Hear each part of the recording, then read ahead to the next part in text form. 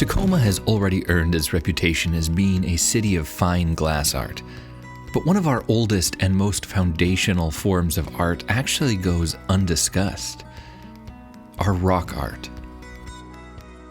In 1869, as Tacoma was gearing up to become the boomiest of boom towns, a local quarry was discovered in Wilkeson, Washington.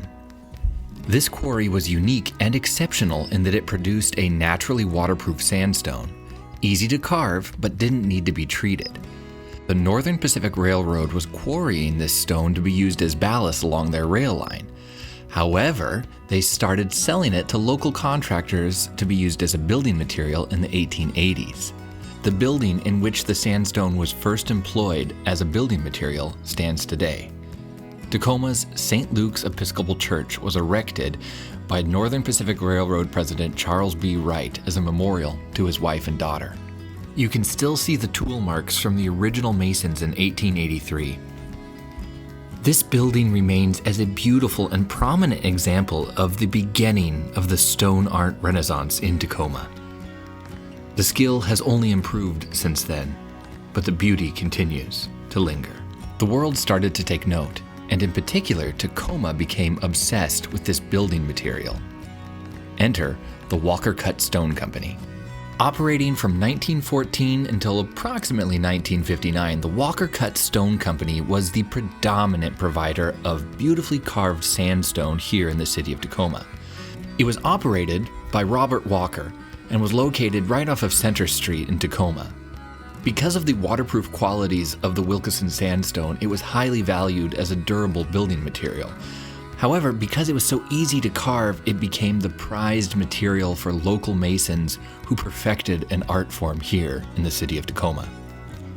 In a time where stone carving and masonry were a true art, a lot of Tacoma's most prominent, exquisite, and beautiful buildings are designed and built with Walker cut stone.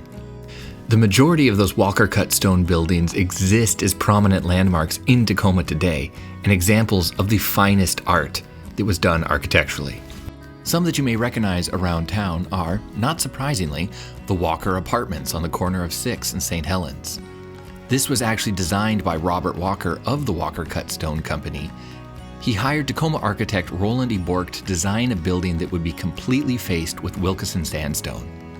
When it was completed in 1927, it was the first apartment building in the Pacific Northwest to be built with a stone exterior. 6th Ave Baptist Church is also a brilliant example of one of these beautifully handcrafted churches. This Gothic structure was built in 1924 from a design by Heathgrove and Bell Architects and was constructed from Walker cut stone donated by Mr. Robert Walker. On 4th of July 1919, the world got their first glimpse at a prominent piece of stone that would be installed in the Temple of Justice in Olympia, Washington. It was featured as part of the Walker Cut Stone Parade. As a testament to the craftsmanship and artistry, you can still see the majority of these stone carvings throughout Washington state today. Not just at the Temple of Justice in Olympia, but the Bank of California building in downtown Tacoma still features the original hand-carved stone adornments that were first created as miraculous works of art for their time. Essentially, if well-moneyed business leaders were looking to impress or leave a lasting legacy, they went to the artists of the stone community. A prominent example of this is at the Rust Mansion, here in Tacoma today, or on the campus of the University of Puget Sound.